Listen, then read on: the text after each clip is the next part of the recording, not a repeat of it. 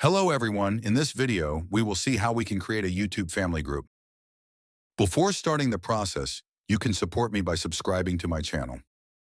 To start the process, we open our browser and type Google Families into the search. We click on the first search result, Google Family Group.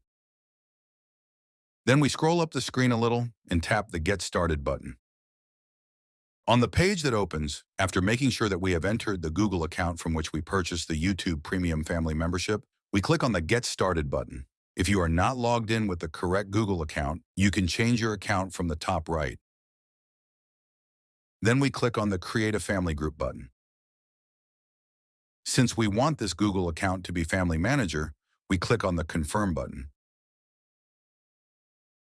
At this stage, you can invite up to 5 people to your family group. If you want, you can send an invitation later by clicking the Skip button. Finally, we touch the Got It button. In this way, we create the family group. Thank you for watching the video. If you found it useful, do not forget to like the video and subscribe to my channel.